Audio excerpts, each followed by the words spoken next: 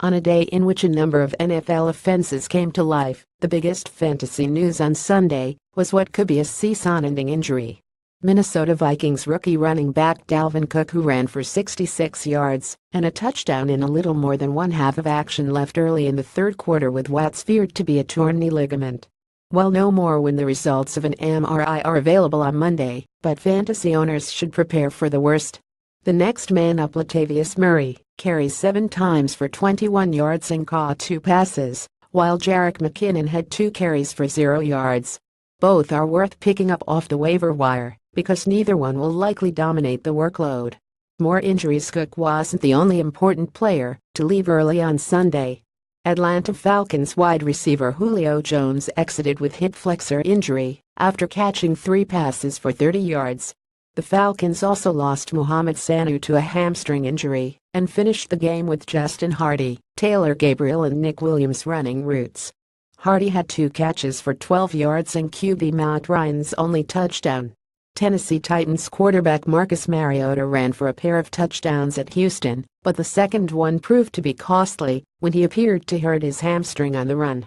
There was no word on how long he might be out, but he'll have an MRI on Monday.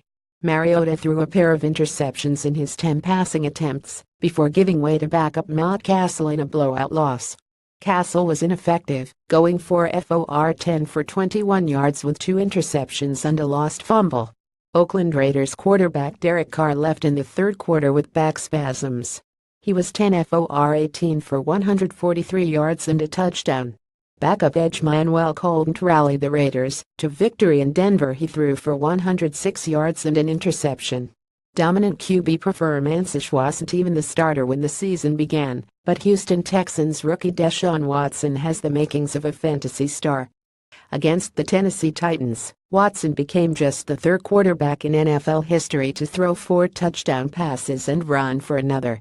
He completed 25 of 34 pass attempts for 283 yards and ran 4 times for 24 yards and a TD. Not a bad day's work. Hopefully, fantasy owners had him in their active lineups. Watson's performance was reminiscent of vintage Cam Newton. However, that version of Cam hadn't been seen so far in 2017, until Sunday. Newton shook off 3 subpar games, 2 touchdowns, 4 interceptions total to get back in fantasy owners' good graces. He hit on 22 of 29 passes for 316 yards and 3 touchdowns. He also ran more often and more effectively than he has all season, carrying the ball 8 times for 44 yards and a score. Another beleaguered signal caller, Andy Dalton of the Cincinnati Bengals, also rebounded nicely in Week 4. The Red Rifle tossed 4 touchdown passes and threw for 286 yards. Kickers do matter. Some fantasy leagues have eliminated the kicker position from fantasy rosters because of the seemingly random nature of kicker scoring. For those who still count on kickers, the Los Angeles Rams' Greg Zuerlein gave teams a turbo boost on Sunday, connecting on all 7 of his field goal attempts and both extra points for a total of 23 points.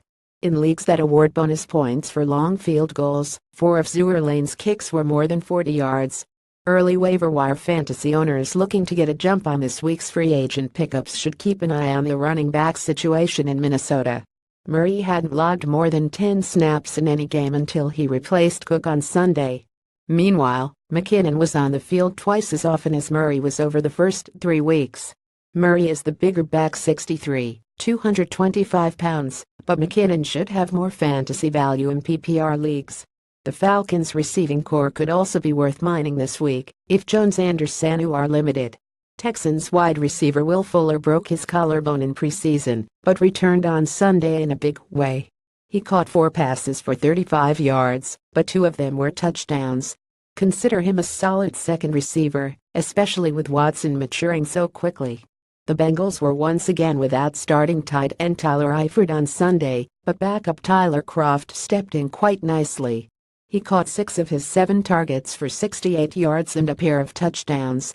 Broad shoulders award about that offensive resurgence in Week 4. Running back Le'Veon Bell of the Pittsburgh Steelers enjoyed his first dominant game of the season, torching the Baltimore Ravens defense for 144 rushing yards and 2 touchdowns. He also caught 4 passes for 44 more yards. Bell racked up 34.6 fantasy points PPR scoring to just barely edge Todd Gurley of the Los Angeles Rams for our weekly honor, which goes to the player who single-handedly leads his fantasy teams to victory. Gurley rushed for 121 yards and caught 7 passes for 94 more, including a touchdown good for 34.5 fantasy points.